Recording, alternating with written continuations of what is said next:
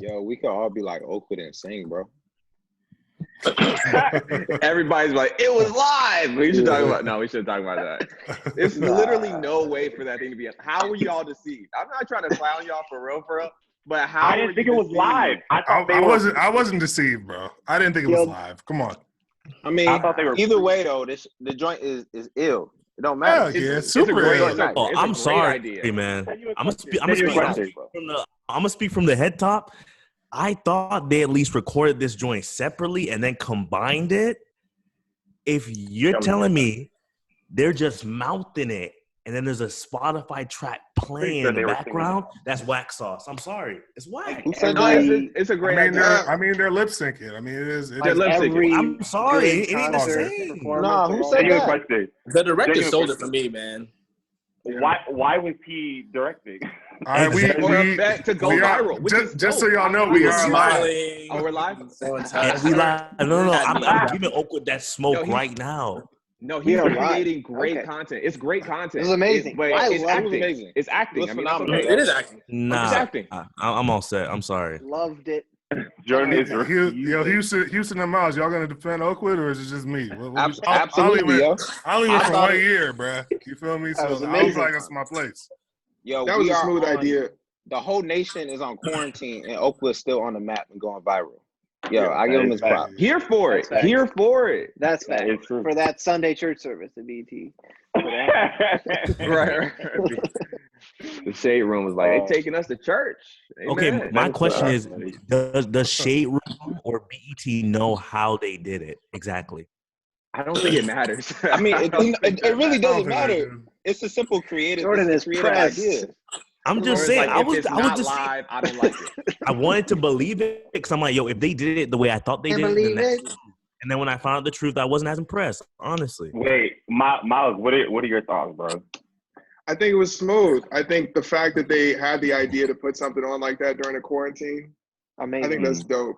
And the fact that they were able to chop it together like that and all lip sync at the same time, come on, that takes talent. And no one's Wi-Fi cut out, come on. I mean, it wasn't about the Wi-Fi. Again, this happened offline, so we didn't need Wi-Fi to cut in or out for it to happen. What are you talking about? It was ordained. People are deceived. They needed Wi-Fi to record it.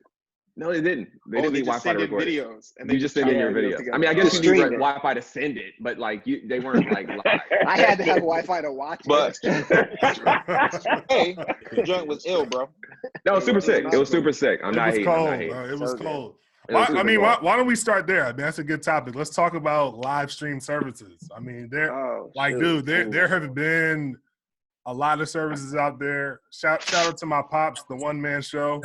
That boy, he was pushing the word holding down the fort, bro. He had that fire in his bones. Yeah, he does, bro. And he out here. Yeah, he does. He got smoke for Trump too. We can talk about that. Love that. But from pre-record to actual live, like what are some good examples? Like what are some good church streams you've seen? What's some creative stuff? We were just talking about the Oakwood one. In my opinion, as it comes to live stuff, I'd say on the Adventist level, a lot of Sunday churches and stuff, Elevation or whatever, they've been doing that online crap for a long time. But as far as, I guess, within our scope, what are some great things you've seen, and then what are some like cringy things you've seen?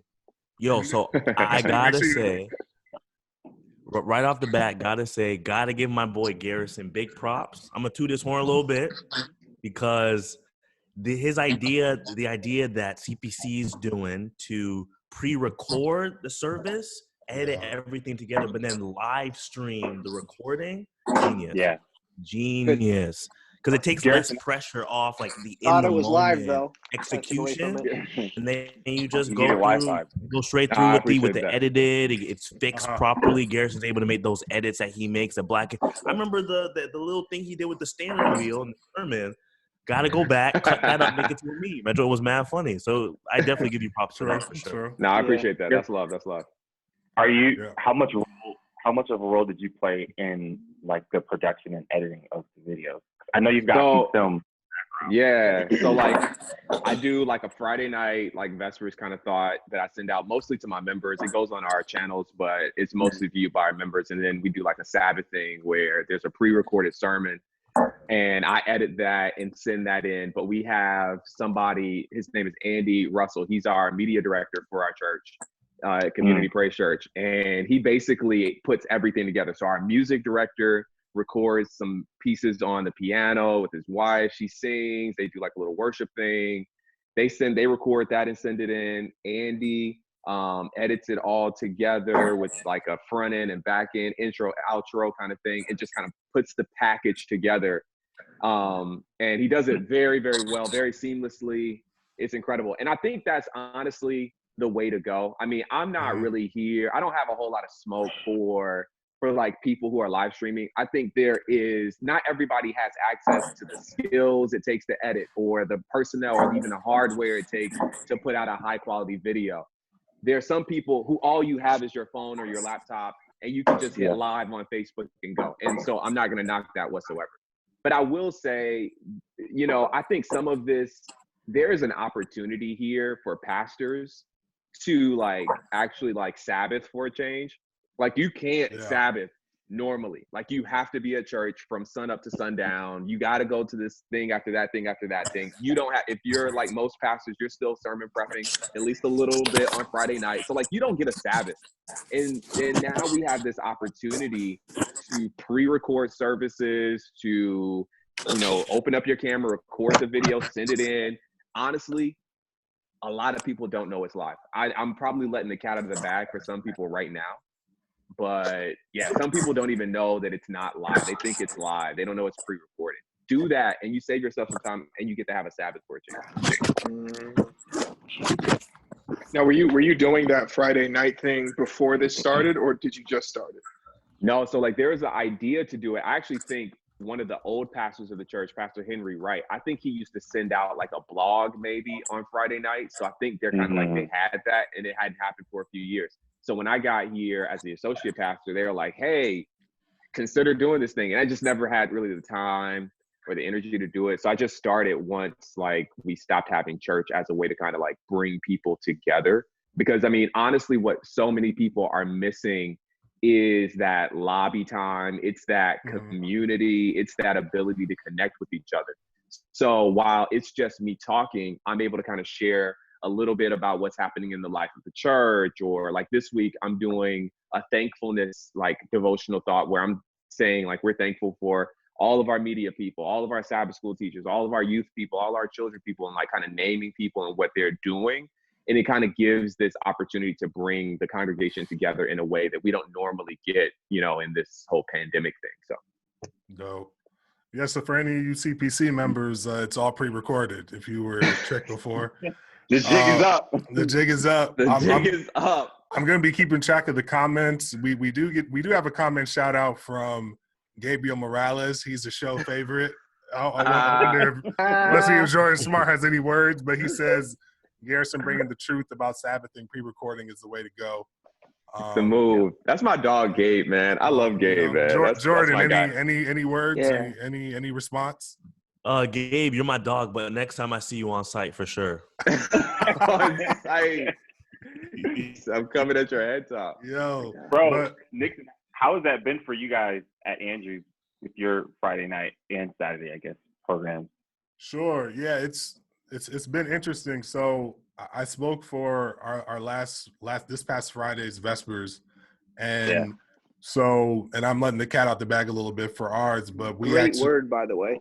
Praise God. Thank you. Appreciate that, bro. So we actually record on Wednesday mornings.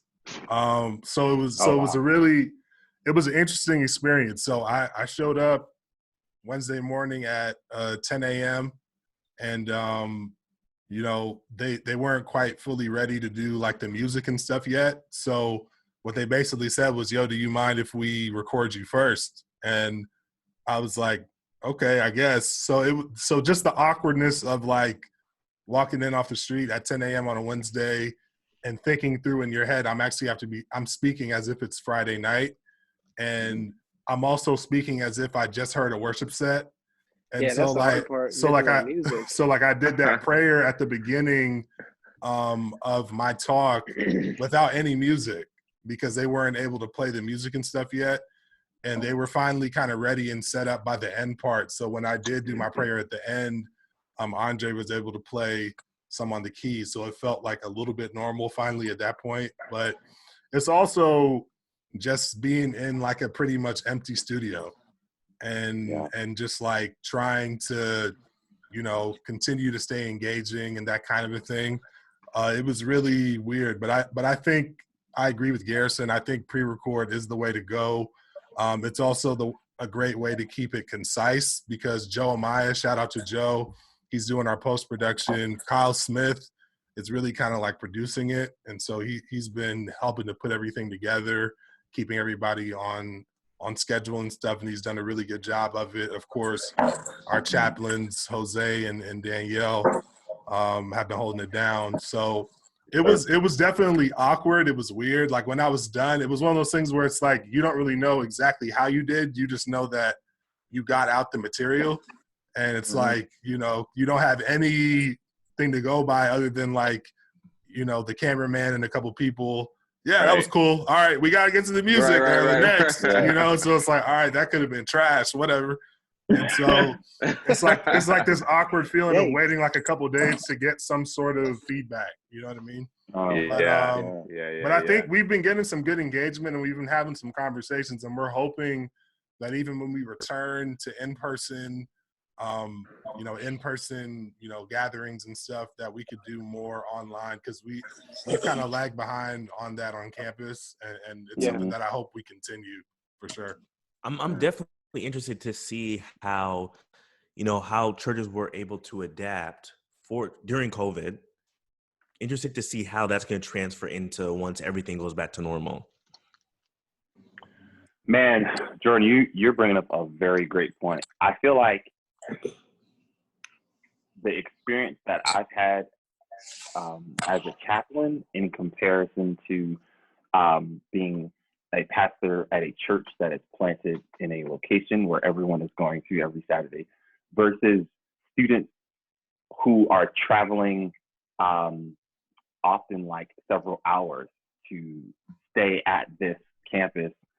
I feel like it's a little difficult for us to figure out what spiritual void do we feel like we need to fill for these students that are back home, because a lot of them are probably going to be connected with what like Garrison's providing, like their home church that is in their home state. And a lot of them they live in Portland, Seattle, SoCal. So there are a lot of like those like big Adventist churches that are probably putting on some type of production. And when we have our Vesper programs, or we do things on Wednesday night, a bunch of other corporate worship styles, you know, we might get like 40, 50, 60 people tuning in, maybe like a high is like 80. But then when you compare it to a Vespers program under normal circumstances, there's like 8, 9, sometimes 1,000 students in that sanctuary. So it's like I'm trying to like struggle, like what are we providing to them that they need? Because we can't compete. We've been doing it live stream, and in some ways it's like, I don't know, man. We can't compete with like the Stephen Furticks and the TD Jakes, who's like, this is what they do. So like, yeah, bro, I have no idea. We're it's almost like an identity crisis for our office in a sense. It's like, yeah. Nah, I hear that. And honestly, I've had to kind of change my tone though on this. Like, I remember when we first started like talking about, okay, we're gonna, cancel services for, who indefinitely. I was kind of the mind that like, okay, we can't compete with Furtick, we can't compete with Jakes, we can't compete with even some like larger Adventist churches. It's not like we're gonna be unique in the worship quality we provide. We're not gonna be the best. We're not gonna outperform Oakwood. You know what I mean? Like, so we might as well kind of just like, go listen to them. But what I'm realizing is that there is something to your contextualized voice. Like, there is something to your face. There is literally something to you as a person who has some connection to the student or to the member that is unique. No one else can. I mean, like they can preach circles around me, but they'd never be able to talk the way that I can talk to my members because we have a personal relationship. You know what I mean? Mm-hmm. And so, and like I said, like I've had to kind of change my thinking and my tone on it because I see how even, you know, I might be presenting something very, you know, simple, like, yo, go pray more, right? Like that's the idea. But something about it connects on a deeper level because they don't miss worshiping with Jakes, or they don't miss worshiping with Howard John Wesley. They miss worshiping in their community of faith, and I'm a part of that. So there, you know, so there's something to be said about, like, I know that it might seem like I can't compete, but the reality is they really just can't compete with you. Like they can't compete with what you provide because it's a personal thing. Yeah.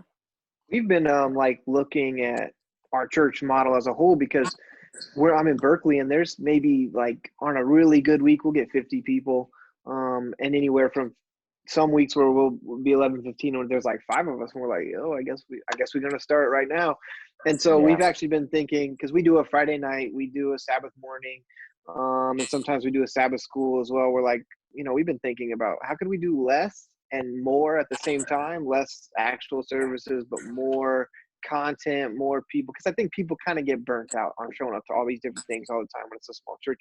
So I've been kind of starting to think about that too, because it's like on a Zoom meeting when we do a live church, we're all the same size screen. You know, the pastor's not the biggest box anymore. They don't have to do it, so it kind of equalizes us a little bit, and I kind of like that because I could say, all right, so we've been in COVID for like a few weeks now, but it's gonna be to we're gonna be like comfortable in COVID.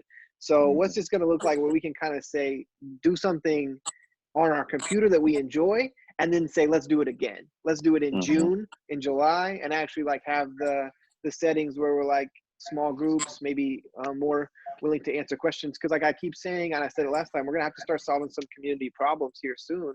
And what better to do that when we're all in the same size, you know, frame of mind in a group, in a time to discuss.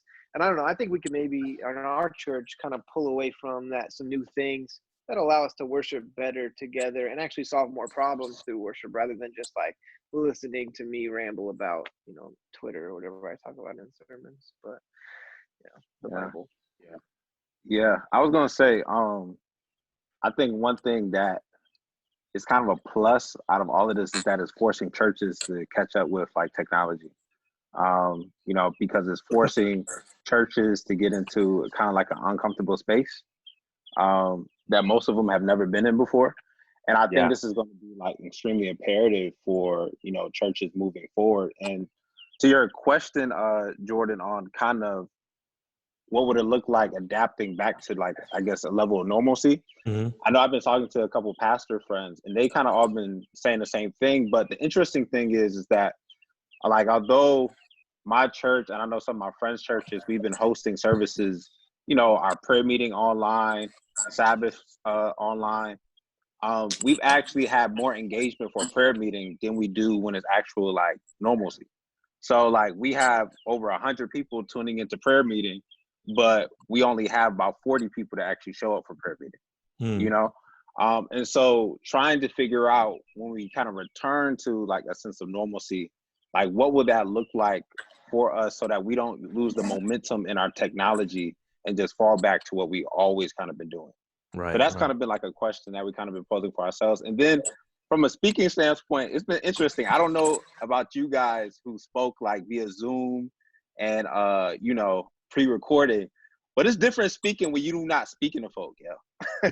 Like when you don't have people like clapping, when you don't have people like, you know, you have an amen corner or nothing. Like, yo, you just have to just go you're preaching in your sanctuary, right? Tell us about that. Yeah. Yo, we're preaching in an empty sanctuary. Like that joint is empty. Me too, but like, it's the joint is completely empty. So it's a different experience because my church is a phenomenal church and it's a phenomenal preaching church. You know, they talk back to you. I mean, you read the text and they already talking back to you, you know? And so to go from that to completely silent. That's crazy. You know, like, can I get an amen? And yeah, exactly. Nah. Okay. What's crazy is that like one, I think it's taught me that one, you shouldn't rely on the congregation so much, and really should just rely on the content of your word. And then the interesting thing is that the church is still with you. They're just via the other side of the computer. But like they're in the comments like going off. You know what I mean? About like what you're preaching. And so kind of like all the ad libs that you would do if they were like actually in front of you, you kind of still do because they're still kind of like engaged on the other side of the screen. So that's kind of been like a super interesting experience, but it's been a cool one though. It's been a cool one. It's definitely, all of this has been like a learning experience, I think, for everyone, for me, our entire pastoral staff, and then also the congregation as well. So, yeah. That's dope. That's dope. A lot of good perspectives. I want to bring in a couple comments from the comments on FB. Again, thank you all for joining us. We're going to try to pull a lot more of these in. Maybe as we close this topic, one thing that Mark, shout out to Mark, he was talking about what are our thoughts on program length now that it's pre-recorded, web only, or even for like a live, online service. How has that affected the length of services? One thing Bill Cork mentioned here is he was talking about, I think he was in response to what you were talking about, Adrian. He was basically saying how we don't need to compete, but show that we're there and that it's a place where you can connect to your scattered university community. And so just thinking through different ways that you can do that. And another thing that Tiago's talking about, and maybe we could channel in here as well. Tiago Arias, what's up, bro? Good to see you joining us. He talked about if there's a sense of competition, because you have a lot of different streams that are out there right now, would not that sense co-appear with the possibility that our worship experience is merely content or preaching driven instead of community driven? So how do we continue to engender community with the limitations of a online service? Because honestly speaking, even if you're pre-recording, you pretty much have like some announcements, community life, music, and a word, maybe a prayer. There's just not that much you can do. Definitely not in a pre-record, and then even in a live, it just seems awkward maybe to do some of those things without any people there. So I know I threw a lot out there, but if y'all want to react to any pieces of that. I think small group. Go ahead. Sorry, I was going to say one of the things that we did, we realized that we had to reassess what a successful worship experience looks like. One of the things that we had to do was a lot of the small groups that we had on our campus, we changed that virtually, and we used like Microsoft Teams or we used Zoom, so that there's still some way for people to have some kind of community there without having to be in person. So that was one way that we were like, okay, this can do well. We also did like some Instagram challenges with our student association that have actually gone relatively well. But those are just like two things. I know Garrison was about to jump in, but just an idea of things we can do virtually. No, that's good stuff. That's really good stuff. I mean, like everybody's talking about Zoom and stuff. And I mean, it kind of becomes a little cliched after a while, but I actually think Zoom is very valuable. I mean, at the end of the day, it allows you to kind of be in some way kind of face to face with people and kind of have a closed community if you protect it. Of course, like some people are getting Zoom bombed, but that's a totally different conversation. I mean, with this question, I think Mark talks about length or asked about length. And I think it's really helping us to realize how much of our service is like traditional filler. Like we just feel like, I mean, I get that you got to have your evangelism offering. I get you got to, collect the tithes. I get that you got to have at least a little bit of an announcement period. I get the functionality of it. But when like now that we're kind of stripped down to the bare minimum of what's necessary only, it's an hour, like an hour long service. And I mean, and I think kind of getting back to the point of like the preaching element, like there's something to be said about like how society, I was reading an article and I can't even remember who wrote it, about how society has moved beyond like the place where you go to church, because that's the only place where you might encounter good, sound, biblical information. Now that we live in the age of information where I could probably Google your 2300 day prophecy timeline and get a clearer picture in about 15 minutes than it would be for you to explain it in 2 hours, or let alone like an 8-week, evangelistic series. Like, now that we live in a time where information is so readily accessible, one issue is that people don't avail themselves of it because it's at a lower, premium. But the second thing is that, like, you have to change the way you think about church. It can't just be like, oh, I'm going to preach to you because you need to come get this word. They can probably get a word from anywhere, one, and two, that's probably not what people are starving for. They're probably primarily starving for authentic community. And so finding ways to create that is very important. I actually learned this past weekend when on my little pre-recorded sermon, I was preaching my heart out, and people were in the comments like catching up. And I'm like, whoa, like, hey, that's on, mad like, disrespectful. like, I put a lot of work into this word. But at the end of the day, like, they probably got that as well. But what they really wanted was that community. Like, that's probably the thing they're really starving for all week. Like, the word is like cool, but like, I really want to talk to somebody that knows me and that I know. You know what I mean? Yeah. But that's real, because they probably like talking when you're preaching anyway. So right. That's good. Myles, I think you had a question you wanted to bring in. Oh yeah. So I think I wrote it down because I'm gonna forget it. So what is what do you guys think? Okay. I'll be trying. What is the lack of being able to worship together in the typical way? What does that say about our way of Sabbath keeping? Like, what would you guys say about that? That's a good question. Man, that's really good. I'm the non-minister, so I'll start. I mean, I think as Adventists, particularly since it's in our name, we're Seventh-day Adventists, and we go to church on Saturday. A large part of our identity is built up into showing up at a building on a Saturday, and spending a couple hours, or if you were a pastor's kid like me, spending all day, in the church. And I think for pastors and members alike, at some level, if people are honest with themselves, it's very burdensome. Definitely for pastors and their families. Sabbaths were not necessarily a fun day for me. It was that, okay, we got to be there earlier than everybody else, and we got to leave later than everybody else. And I'm trying to go home and chill or something, you know what I mean? So I think that the fact that we don't really know what to do with time to rest on the day of rest as a Sabbath keeping people should really help us understand a bit deeper what is it that we've missed all along in our busyness, in our structure, and our liturgy. Not throwing all those things out. Those things have their place and value, but having made those things the only things has maybe hindered our ability to step into this moment now. Just to jump off a little bit of what you've been saying, Mike, it's just super interesting how, being stuck in the house has really had me reconsider what it means to keep the Sabbath, what it means to rest, what I do at that time, without being able to go into a building like what you were saying. We have a lot of room to figure out, okay, what else can I fill my Sabbath with? Remember, a lot of times David would call me, and then he and I would just be going back and forth, struggling to figure out, what can we do on Sabbath? Because we're just so used to going to a building, going to rough, man, and going to sleep. I was watching a lot of nature documentaries last week, that and just sleeping, like during the daytime hours, just to pass the time away.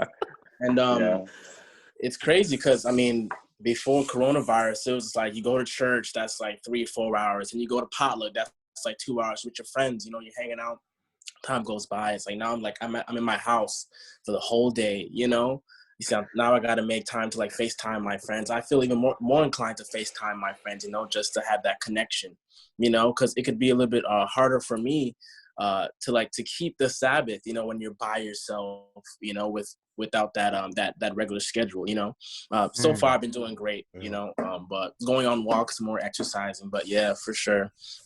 Just got just spend that time, Yeah, definitely. Yeah, I definitely do think like this is a perfect opportunity, I think, for everyone to kind of like reassess what it means to keep the Sabbath and what it actually like means to like go to church. because I think we've over time denoted church to be that of a building. When it's actually not. You know, like we can look all the way back to the first century church. They weren't buying church buildings. They were meeting within homes. You know what I mean? They were meeting over dinner tables. They were having house church. And so, yeah, I just think it's really interesting because I think now it's kind of almost time, I think, for us to like refocus, you know, refocus our attention away from the building, but refocus our attention more on God. And more importantly, kind of like fellowship as believers. So yeah, I like man, that. Super good. You remember that? We heard that story about. I think it was that pastor who got arrested because he had church on that Sunday, I believe. Yeah, no. I feel like that's not it. I feel like hearing that it shows the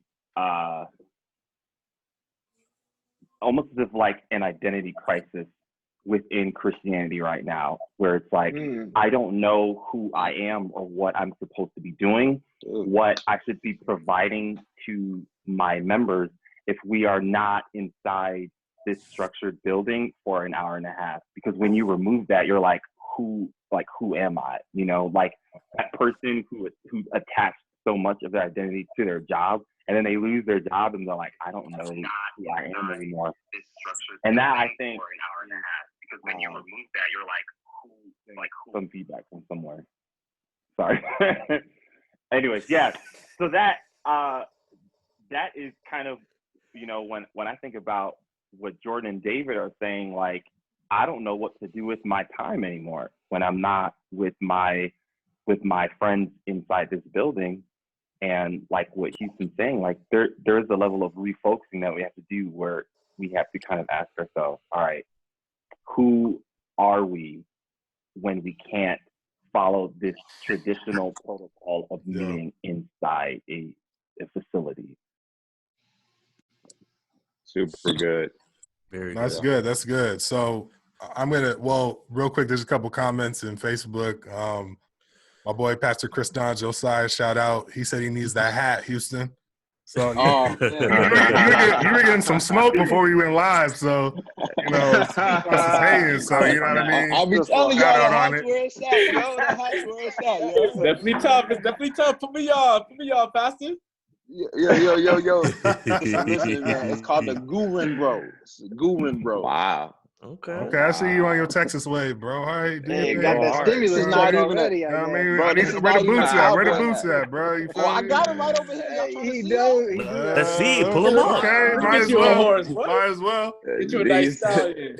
He got the horses in the bag.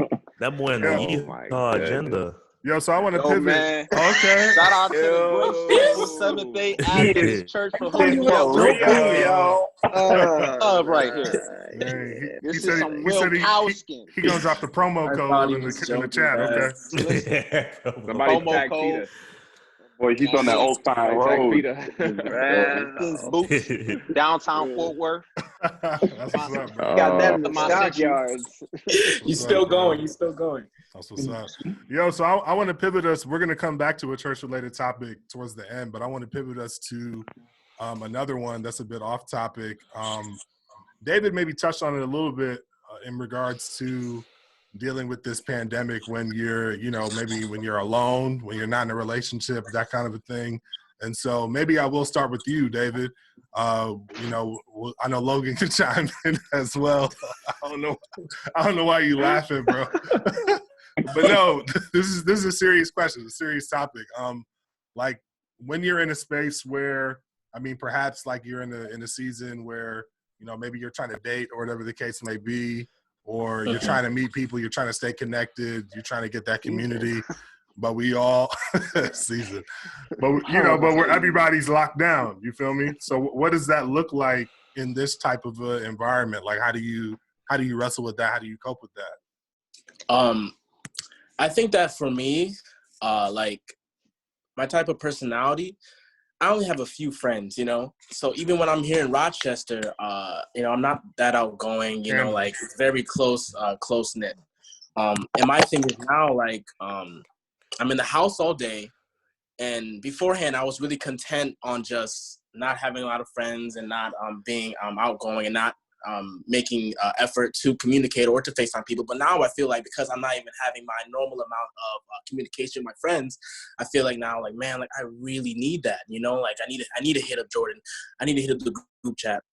I need to spend time, you know, because I'm going a little bit insane, you know. Why you ain't hit me up, bro? So, yeah, definitely got to do that for sure. Love you, Jordan. Love you for sure, man.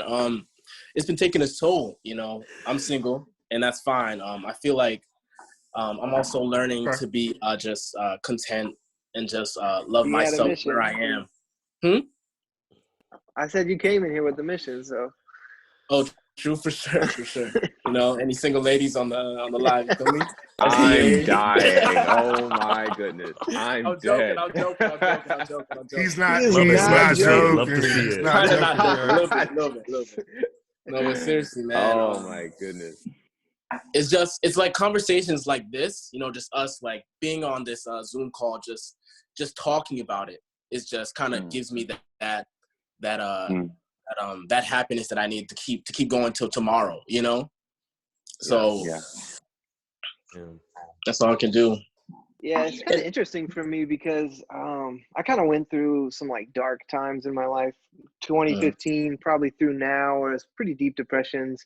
And it's actually like kind of been maybe a little bit of a relief to feel like people are kind of in a space that I had felt like I was in for a long time. And that's been kind of interesting for me to have people kind of resonate with not being able to interact and it's not that I couldn't, but I didn't feel the desires or the needs or the wants to do it. So I would find myself kind of reclusing into my room, into my space, talking to my small circles. And so it's been kind of interesting with this to kind of, I mean, honestly, it feels like society is almost in a form of depression where they're kind of having to keep to themselves. They're having to kind of hide. They're having to kind of like fall back. And so for me, it's kind of been like nice to kind of feel like maybe everyone's in the same space as me. Not everyone can be very motivated. Not everyone can be very driven right now because there's not a lot of opportunity. And so like there's kind of been a little bit of a resonating there with me, or resonating. But and so it's been kind of weird, but I'm back home in Missouri, so it's been kind of nice to go up. Like my dad, I'll go upstairs and he'll like make a joke, and then I'll be like, never mind, I'm gonna go back downstairs. But no, it's been cool being with the folks, at least instead of like in Berkeley, I live by myself, and it's just like kind of would probably be even lonelier.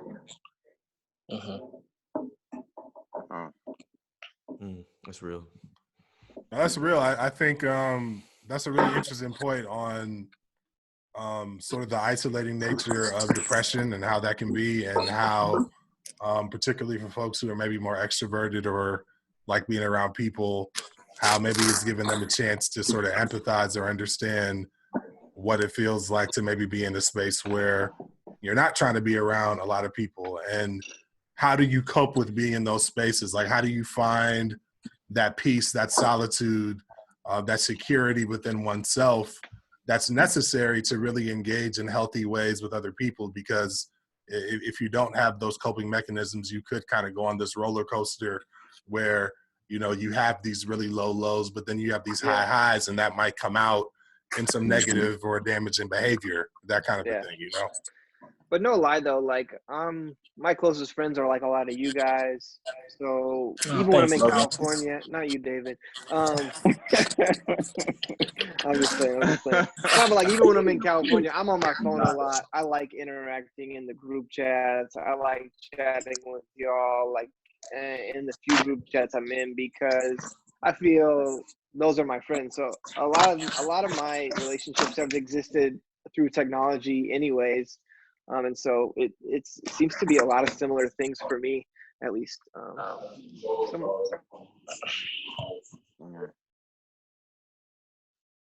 Yeah. Cool. That's what's up. Myles, you look like you have something to say, bro. It's just like on the tip of your tongue, dude. I'm gonna let you release that thing. Huh? No, I just burned myself. I was drinking some tea. Well, yeah, I just think it's funny because you said, how are we surviving like single people, in a time where, you can't interact. I think it's funny because just before this plague began, I felt like I was in a place where I was like, oh, I'm ready to start dating, ready to settle on down, and then we get hit with this. I just think it's divine intervention. So. Oh, you're ready to settle on down? Wait a minute. Excuse me? ready to,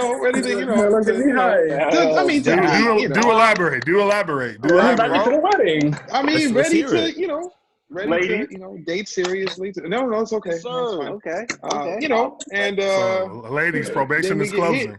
I'm screaming. Wow. Yeah, but being in Berrien doesn't help. Definitely. A lot of ladies. An introvert. Me. Okay. All right. Right. Man, Garrison, sorry, I didn't mean to cut you off, Myles. No, go ahead.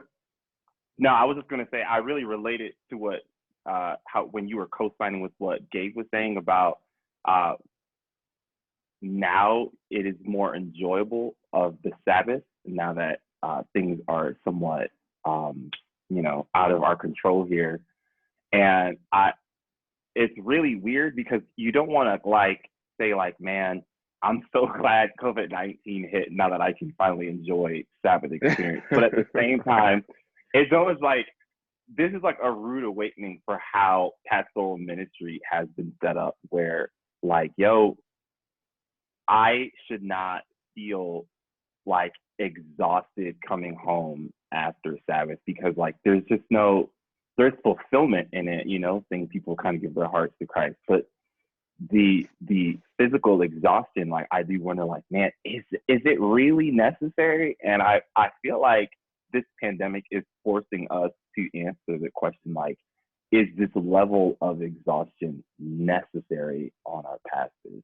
And No, I think you're right. But what's crazy to me, dude, the thing that I'm acknowledging and I guess I'm kind of observing it is pastors are rejecting the rest. I'm just gonna go ahead and say it. Pastors are rejecting the opportunity to rest. I feel like there is so much pressure to produce the best of the best content and to put something out there that's really gonna shake it up and end up on the shade room. I feel like people feel this pressure to really do a bunch of stuff right now. And I mean, I think I'm in a privileged position where I'm on a pastoral team and we're all working together. So I recognize some people aren't in that position. And but I feel like there is this underlying pressure to produce something amazing. That's not just on pastors, but it's on a lot of people, especially creatives. There's a lot of people commenting on this. So I know that, you've probably seen this perspective before, but there's this meme going around, if you don't come out of this with a brand new idea or a skill, then it wasn't about time. You're just lazy or something to that effect. And it's just it's stupid. It's idiotic. It's super, super dumb. And we're literally in a crisis.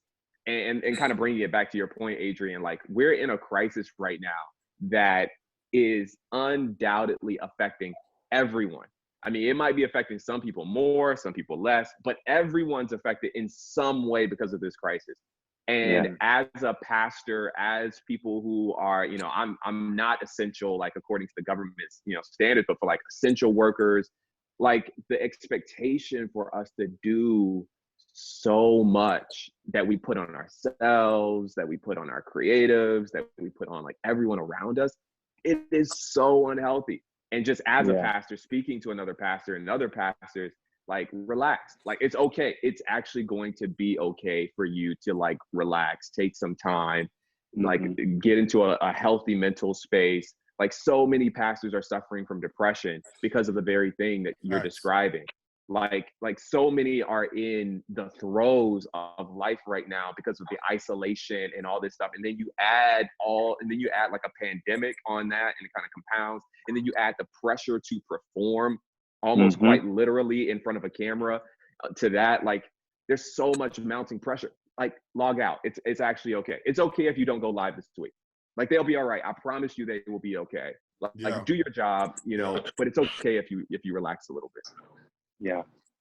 Nah, but there's some real fear there though, because pastors are gonna start losing jobs. That's a reality.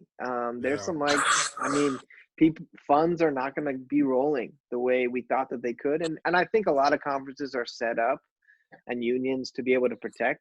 But I mean, at least from the Adventism, there's some fear there.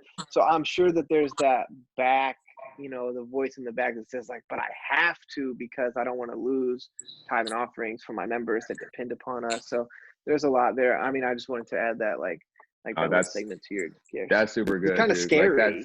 That's real. That's real. That's so real. I'm glad you added that. I also kind of very random. I want to shout out Don L. I don't know this person, but I see them all over Facebook. Like, what's up, man? Live from NY, bro.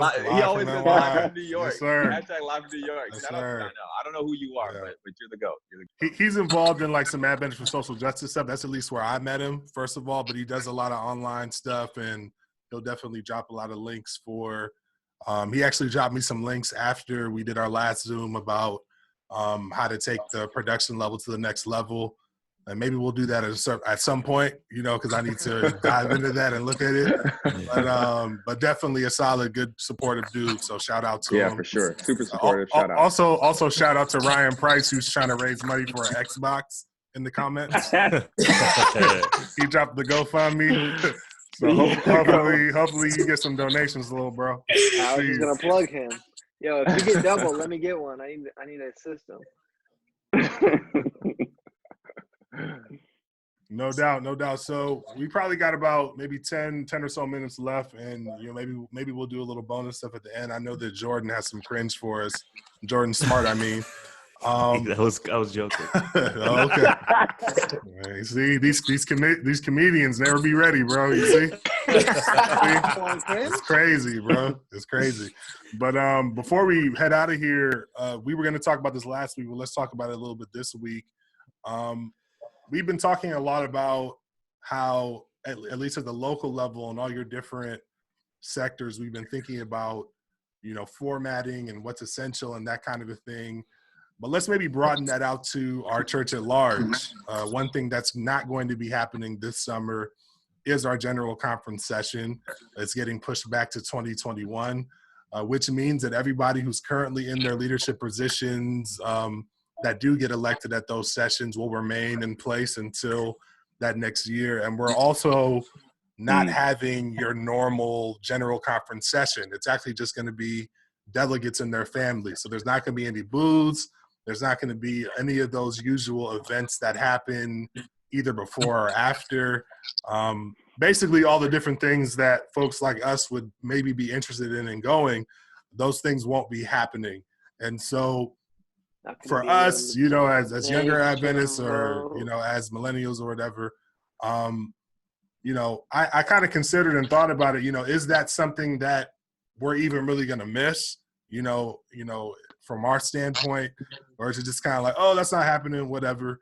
But obviously a lot of the decision-making things that happen at that session that can be impactful for the ability for you all to do ministry at the local level, at our institutions.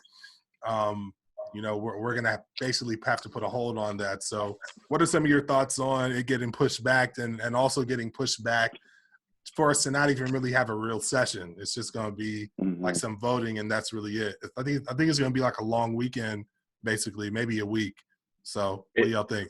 Do you know if that session in, 2021, you said? Yeah, 2021. Do you know if it's going to be in Silver Spring or not? Or from what I need to look back at the emails and stuff, but from what I think it is still going to be in Indianapolis. At least I thought. Wow. But they very well could shift it to Silver Spring, because essentially it'll just be, delegates flying in from around the world, and they, maybe they'll still do it in Indianapolis because they've worked out some sort of agreement for the space and all that different stuff, but I don't know. Yeah, that's another thing I was going to ask. I was wondering if the church lost money on this. I haven't really read anything. Maybe you would know. Do we have event insurance where if it gets canceled or something like that, we get our money back? What's the deal? Because I know GC is millions and millions and millions of dollars, right? Yeah. Well, that's a good question, and I think I was actually talking to my pops about this the other day, and I think that's a question that a lot of folks at the local church level need to be asking. Because, for example, I know that at Andrews, actually, I probably shouldn't say publicly what our general conference budget was, but it was a significant amount of money, and that money is going to get rolled back into our operations, which we need right now because of everything that's happening with COVID-19. But I'm almost certain that all of our different local conferences, all of our unions, definitely at our division level, all of these different governments, bodies, and of course the GC as well, they all had a certain allotted amount of money that they were designating towards the GC session in 2020. And so, and whether that's with booths or all that other stuff or whatever the case may be. And so that is money. And the reason why my pops was talking about it is because he was inquiring about how the Lake Union in particular, what are they doing to help, for example, churches that have mortgages that they can't pay because they're not getting any tithe funding right now through the revolving fund back to the union. And there's been some back and forth about, I don't think anything definitive has happened, but there wasn't any clarity on what they would be doing for churches in those situations. So I think, particularly back to Logan's point, folks that are, pastoring, as this progresses or continues to go on, they need to be asking those kinds of questions of their local conference and union because, when it starts getting to the point where they're talking about layoffs, you need to know where the money's at. And if you don't, you're not going to be in a position of bargaining strength when that conversation happens. Yeah. This is why pastors need to unionize. But, I mean, in short, I mean, I will miss I kind of like church politics. I know that sounds weird. I like the idea of just like how the process works and stuff. So I like politics. I do. I love politics all around. No, but like I will miss the camaraderie, seeing friends, other pastors, other friends from undergrad, whatever it is that I haven't seen in years, months, whatever it is. Like I'll miss that element of GC. But I think it makes sense. I mean, everything else is canceled, so like it kind of feels like I missed a lot of elements of my life. It had to like happen. It makes sense For sure. We have now a year to escalate and try to get someone out. Agitate. Yeah, I'll be real. I'm not gonna miss it. I'm good. I think there's such a dramatic disconnect from the GC to the local level for various reasons. Yeah. To the point where it's like it's not really even. It wasn't on my radar to begin with. And I guess in terms of like politics, one, I don't like church politics, and then two, like the decisions are already made before we even get to the session. You know what I mean? Like us coming to the GC is just formality.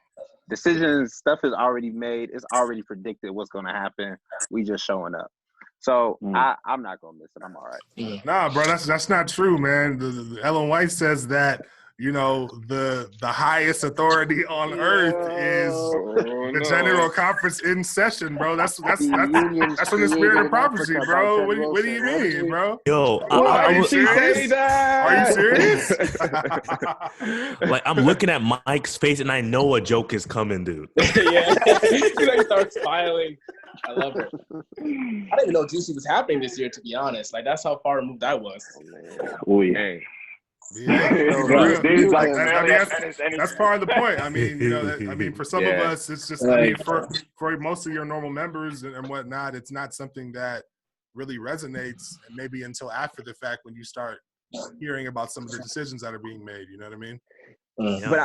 But I will say, like, Adventism is very international, right? Like it's a global kind of thing. And like for like West Indians, maybe you went to NCU or whatever it is, like people coming from the continent. I know a lot of like Filipino people. Like I know people, especially the international kind of community within American Adventism, really looks forward to coming back together with like friends and family who are abroad, who kind of come to America for that, So I think that element of it is kind of sad, because it really is like the sense I got going to GC in 2010, I missed 2015, I started seminary, but in 2010, the sense I got was like, I'm a part of something really, really big. And that was cool that was cool. That was a cool feeling. And I think there's value in kind of recognizing that.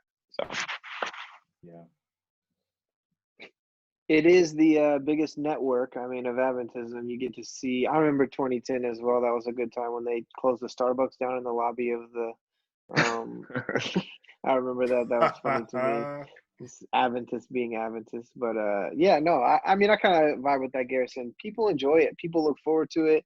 I mean, I still remember people like, oh, you were at 2010, you were at 05, and it's like always like a thing that we've gone to, but you know. I kind of resonate with both sides there a little bit.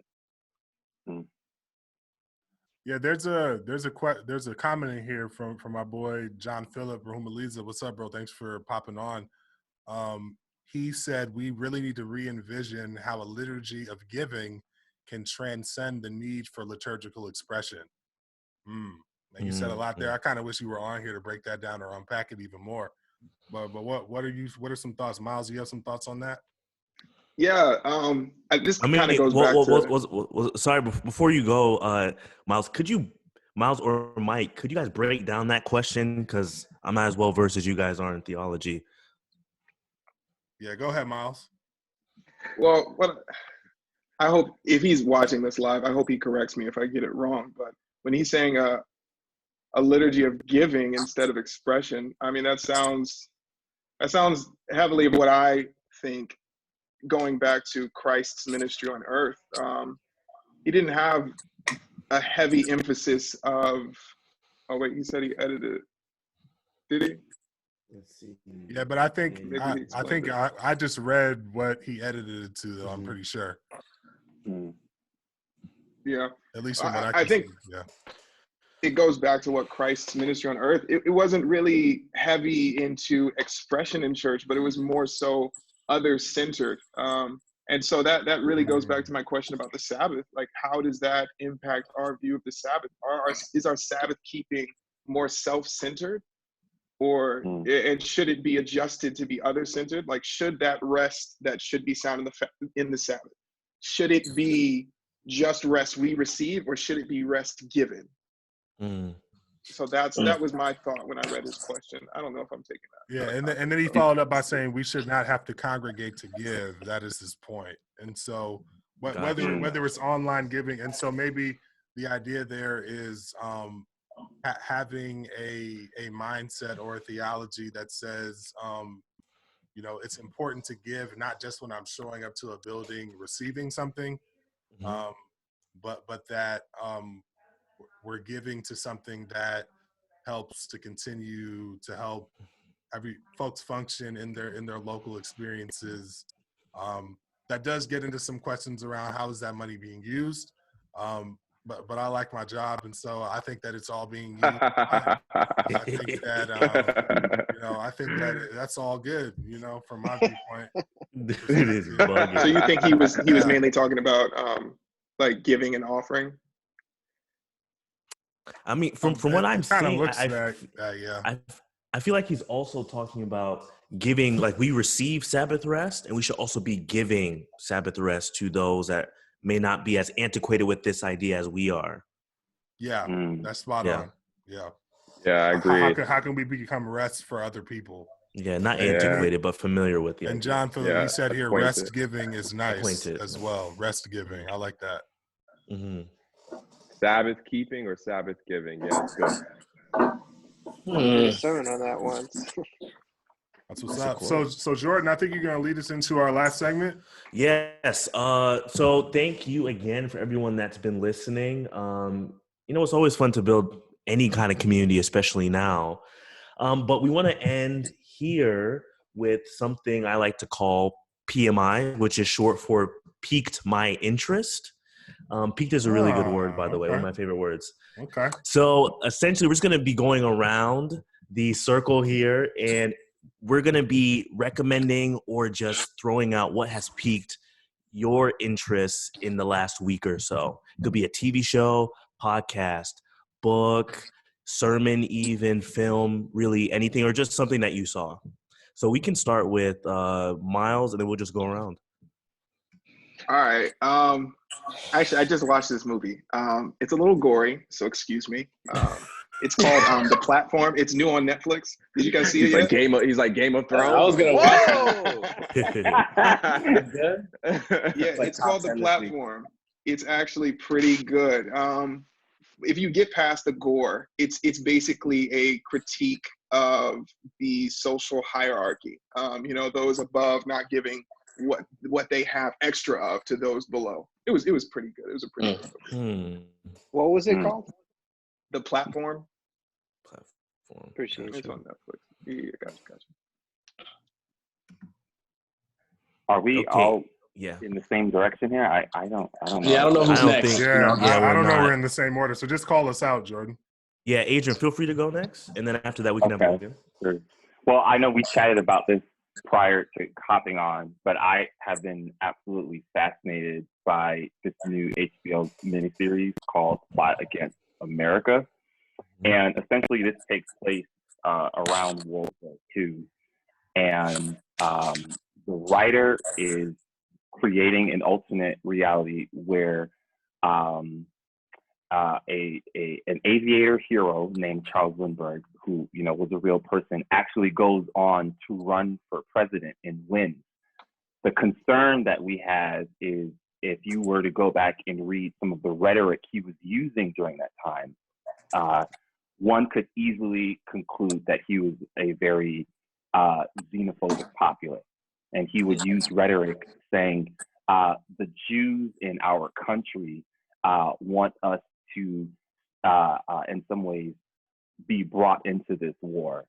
And the show really critiques the way we were able to brush away language and how detrimental it can be when leaders use certain language, and how that trickles down to how just regular folk essentially start to interacting with people. And I just think it's phenomenal, and it's very, very needed in our current political climate, with the idea of the other and how the xenophobic and racist terms are surrounded with so much political jargon that you can say that's not really what that person meant.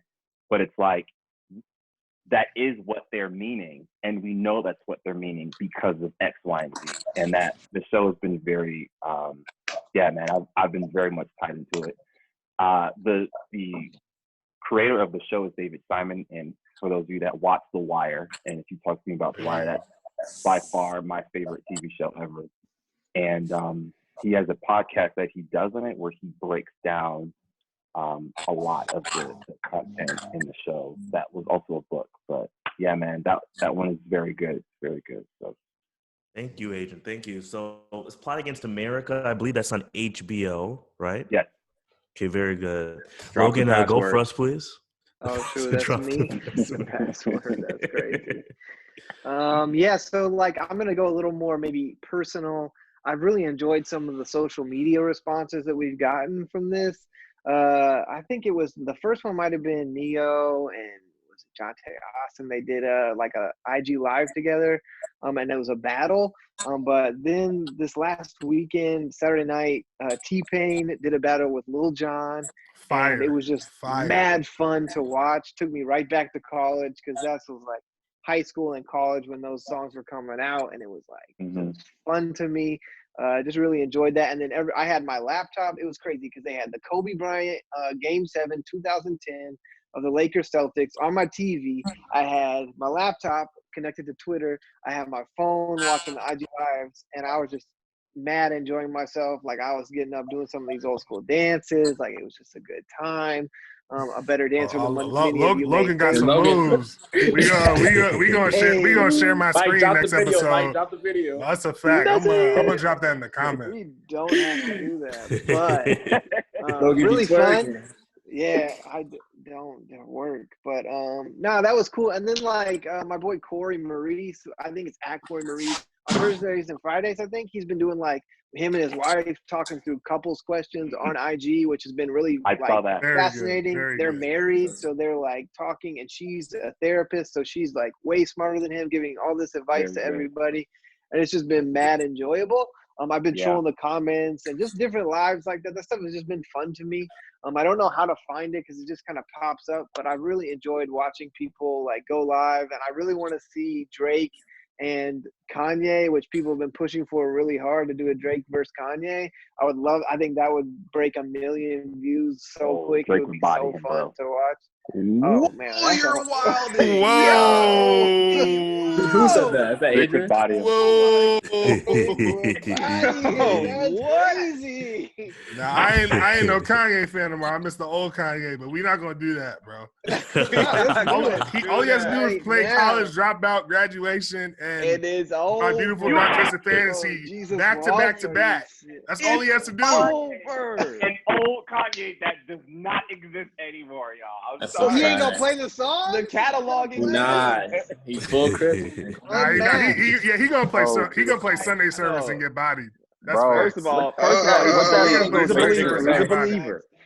He's in the walk to believer. Sunday service. Rock with Sunday service. Yo, what's that single Drake just dropped, bro? He over here got folk dancing. Pussy slide. What is it? Tucci slide? A new electric slide. I ain't listening to that, bro. Slide, right? I've not heard it. Tucci slide. I wasn't a fan of it. Nah, it's cool though. Featuring his I already know the dance. Hit me up. Garrison, you want to go for us next? All right. I'm gonna get my ministerial credentials revoked for this, but I saw the hype. I saw the hype on social media, so I decided to see what the hype was about with Tiger King. And honestly, that joint was crazy. I'm not gonna lie, it was insane. It was actually an insane show. I liked it because it gave me a look into a section of America that I don't think I know anyone that lives in that part of America. I don't think I know anyone that's a part of that kind of network. So it was cool to it was like whoa, that's like escapist reality kind of thing. But more than the show, I'm actually obsessed with the memes that have come out of the show where people like assign things to each character. That stuff is hilarious. So I've been loving that. I've been like, that's really piqued my Garrison, interest. you gotta drop yours in the comments. I know I gotta drop one where I did one for like each Adventist university, who they are according to the characters. It was pretty fun to make.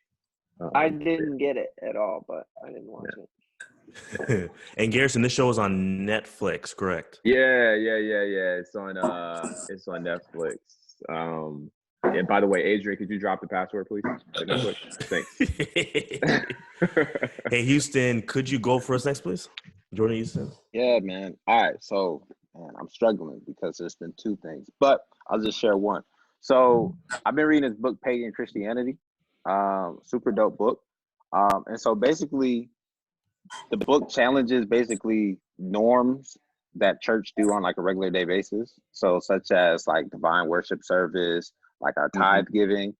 And it basically, just makes a point that most of the things that we do aren't necessarily biblical, but traditional. And it goes through and it really just like breaks every single one down throughout each chapter. And the one chapter that I'm on now is actually talking about church buildings and how church buildings in and of itself is not like biblical. The first century church, New Testament church, was not purchasing buildings. And how that in and of itself, the purchase of a building is actually pagan.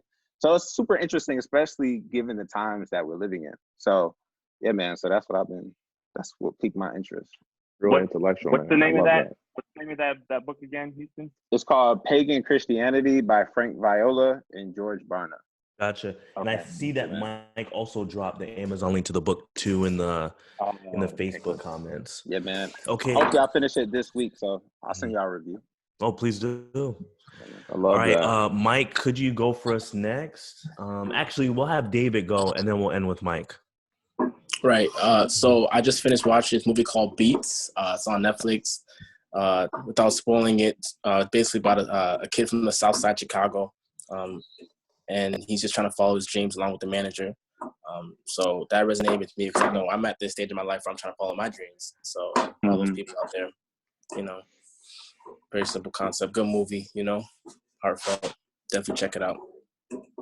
Good, and I believe Beats is on Netflix, and it has Anthony Anderson from Blackish, right? Mm-hmm. Oh, true. But he doesn't like play like a comedic type of character. Like he plays like a very serious manager in the movie. So he did good, really good acting. So definitely check it out. Definitely. Cool. All right, Mike, could you share what piqued your interest this week for us, please? For sure. Before I do that, Drew Alexander in the comments said Kirk Franklin versus Donnie McClurkin. And Kirk Franklin bodies Donnie McClurkin. Donnie McClurkin has one album, bro. Come on. Okay, I love Donnie. He has two albums. He has 2 albums. He has the Live in London Psalms, Hymns, and Spiritual Songs, which half of Psalms, Hymns, and Spiritual Songs was on Live in London, but I digress. Bro. It don't matter, bro. Like I'm not gonna let y'all slander Donnie. Exactly. Donnie McClurkin is the 50 Cent of gospel music, bro. 50 Okay, bro, what does Donnie McClurkin come out with in the last 15 years, bro? Are you kidding me? 50 Cent made it big off of one album and blew up and been riding the wave ever since. Donnie doing the same thing, but he's still killing. But and he's still relevant. 50's kept himself way we more talking relevant, in a verses. He owns Vitamin. He was in Vitamin Water. He's on Power. Come on, bro. Yo, Donnie McClurkin was on Sunday Best. What's up? Why ain't nobody watch that? It's just a different market. Is all. Oh, nobody knows. Yo. First of all, Kirk Franklin's not the GOAT. Fred Hammond is the GOAT. Fred Hammond is the GOAT. I stand corrected. Fred. Nah, bro. I mean, Fred is undefeated. No, I think Kirk we're not on gonna song play making. my man Kirk, bro. Yeah, Kirk is a legend, bro. Yeah, you pastor in at Kirk's church, Jordan. That's what I'm saying, bro. You're not gonna sit up here You better cape right now. You better cape, bro. I gotta Google these guys. Who are they? Song making. Garrett, are you referring to song making? All around. Like, first of all, musically, sonically, Fred Hammond is amazing. Have you listened to the bass lines in Fred Hammond songs? Yes. I mean, just sonically incredible. The writing Jordan's dad might be the biggest amazing. Fred Hammond fan ever. Dude, the last 10 years, bro, has been what, bro? Like, nothing Fred Hammond has put out in the last 10 years has been solid. Let's be real. Because he did enough for Christianity in the 90s. Yes, he did that love album, bro. He did enough for Christianity in the 90s. Bro, but think about what Kirk did with the family, though. But think about what Kirk did with the family. The family's amazing. Kirk Franklin's catalog is incredible, but Fred Hammond has done enough for the kingdom of God in the 90s alone. Wait. Do you think Fred Hammond's catalog? Crazy. Bro, so you're trying to tell me that Fred Hammond's catalog is better than Kirk Franklin's catalog? I don't know, man. I'm saying that Fred Hammond's catalog is actually deeper spiritually than Kirk Franklin's catalog. Oh, no. Fred Hammond takes you to a deeper place than Kirk. I love Kirk. Bro. I love Kirk. I love Kirk, but Fred takes me to the deepest place of my soul. The GOAT, though, bro. Pages of life. Pages of life. Well, this is the thing. Yeah, this is the thing, though. Your steps are ordered. Now, here's the thing. If you add in commission to Fred Hammond's portfolio, it gets closer. Bro, get out of here with that, bro. Now, that track is fire. Don't. If you add in commission to his catalog, it gets closer. Commission was our Christian Voice to Men, yo. That's what they were. Commission was Fred Hammond, dog. He produced all the joints. No, he put that together, fire, bro. Commission was Fred Hammond and Marvin Sapp. Yeah, Sapp came on later. Yeah, for sure. Yeah, for sure. But man, Kirk Franklin's catalog, bro, that speaks for itself, dude. It speaks for itself, bro. That's what's up. I didn't mean to jump us off like that. My bad, Smart. No, so before, and I dropped a book in the comments. I'll talk about that in a second, but I have to share something cringy that I saw on Twitter real quick. So I've just been on Twitter way more now, and it's kind of problematic. But I came across this random tweet that somebody retweeted, and I don't necessarily have a problem with the tweet, but I just think what I found after reading the tweet was funny. So this young lady, she put out a tweet which basically said that anybody who uses the word female in her book is problematic, kind of a thing. And even in her tweet, she said, I don't even necessarily know what's wrong with the word, but it just makes me feel a way when I hear it. And I've heard this from other people. They just don't like the word female. And I'm perfectly fine with that. That's not my gripe at all. This is my gripe. So I clicked on her profile just to see, okay, let's just see who this person is. Just see, who I'm reading right now in this retweet. And I scrolled down a little bit. Her pinned tweet. So this is she chose to pin this tweet at the top of her page. Yeah. Her pinned tweet is a video of Lil Boosie calling a woman on his IG Live the B word. Oh. Irony. So I think we focus on the wrong thing. My girl, I think we focus on the wrong thing. Do not. If you are a Christian, do Very not confusing. watch Lil Boosie's lives. Do not Oh watch. my goodness. They had to shut him down. I heard. That's crazy. That's crazy, man. There's now IG accounts of his lives. Wow. It's crazy, dude. So yeah, anyways, I just thought that was cringy, but I dropped a book in the comments called The Inner Level. It's the sequel to this book called The Spirit Level, which I love, which basically talks about how societies, countries that have less inequality have better quality of life for everyone, the rich and the poor. And so obviously America is low on that list, and on this index of health and social problems, we score relatively low, whereas countries that score higher, there's a higher life expectancy for folks who are rich and who are poor. And The Inner Level talks about some of the internal mental health, emotional effects to inequality, as well as some of the health outcomes, which I think is important for us to understand why we're seeing some of the different disparities we are during this pandemic. So I definitely highly recommend both The Spirit Level and The Inner Level. Audio book? Okay, that's good. That's good. There is an audio book too. It's on Audible. You can get the hard copies as well. I have that at the crib. Now, I did want to say, just speaking of cringy social media posts, I happened to be on Instagram scrolling through stories, and I came across one story of a guy, pretty tall guy, has a beard. He was wearing a mask because of the coronavirus, and then he had on gloves as well, and his hand with the glove on it was in one pocket, and in the other hand was his cell phone with the gloves on. And I just want to talk about how these gloves, wear your gloves. Wear your gloves. Recognize that your gloves are not somehow, unable to transfer. Like, you can sanitize the gloves, my G. You can sanitize the gloves, my G.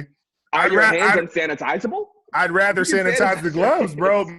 The gloves are less permeable than my hands, though. Are they not? I mean, are they not? Has the virus gone through people's skin? Is that a new thing? Well, I thought this was a respiratory disease. Is that a new element that I have? Well, maybe I had a cut on my hand, which you might be able to see here, and I wanted to to it because he's pulling out. If you have a cut on your hand, his hand on the side. What you mean? My hand had a cut, bro. You feel me? Your logic has been shut down now. My hand had a cut. We can move on. All right, it's over. I actually read a study that said if you feel like you don't have it, then you probably don't. That's probably his mindset going in, with the whole glove thing. Possibly. That is oh man. That's funny. Well, this has been pretty fun. We went for about an hour. I think that's probably good. Yeah, my parents waiting for me to cook dinner, so I got. Yeah, go man. Crazy, Logan. Appreciate all y'all. Wash your hands, everyone, man. Yeah, it was very fun. We're gonna do it. We're gonna do it next week. I know we said we were gonna start at 6, but a lot of things happen. Not gonna explain what those things are. There is a pandemic. There's a pandemic as well. You feel me? Everybody stay safe. Peace and love. And, man, wash your hands, yo. Wash your hands hard. Wear gloves. Wear gloves. Stop hugging people. Wash your gloves. Stop hugging people. Sanitize the gloves, trying to get people dap. Sanitize the gloves. You feel me? Wash your mask. There we go crazy, Garrison. Yeah. That boy Sub-Zero out here. He's a scorpion. That boy scorpion. Oh man. Yeah, shout out to all the people who said not to wear a mask that are trying to scramble for him now. And then turned around like masks. Y'all. Yeah, who looks stupid now? Yeah. I'll let your boy, bro. I'll let your boy. All right, y'all. Love y'all. All right, man. All right, y'all. All right, peace out. We're on, but we leave. What's this leaving? Yo, I was about to hit. I was about to hit leave meeting, and I just hear some extra stuff going on in my ear. Yo, that was cool. That was fun. But yeah, that was smooth, man. That was smooth. So we could debrief in the chat. I guess, bro. Here's what I'll say, Mike. What I really appreciate about you, bro, is how you definitely craft questions in a way that makes sure everyone is able to engage. So I think a lot of times some people that aren't the pastors can feel a little, inadequate, maybe even left out. So I love that you brought Myles and David in the way that you did. It was very facts. I did feel like it was a little pastor heavy tonight, and I was like, I don't know if that's the vibe, but I appreciate y'all bringing everybody in for sure. No doubt, bro. No doubt. And we'll keep getting better at it as we go along. But I think the conversation flowed good, and we just it was real good. Definitely, no doubt, bro. Definitely, it's fun. It's been fun for sure. It's been fun. Yeah. All right, my dudes. All right, mask up, glove up, bro. Glove up. It's on 10. Garrett's a kid with the smoke, bro. I was like, all right, bro. That's what we doing. All right, that's cool. I think it's a bigger conversation that needs to be had about these gloves. Gloves are relatively pointless. I'm just gonna say it. They're not, bro. No, they're relatively pointless. Look, man, my question is, can it be said that the epidermis is in of itself the body's own glove? It's a natural glove. It's nature's glove. But at the same time, though, the cut. The cut was a trump card. The cut is a good thing. point. I thought about that joint like right as I looked at my hand, like, yeah, I got a cut. Bet.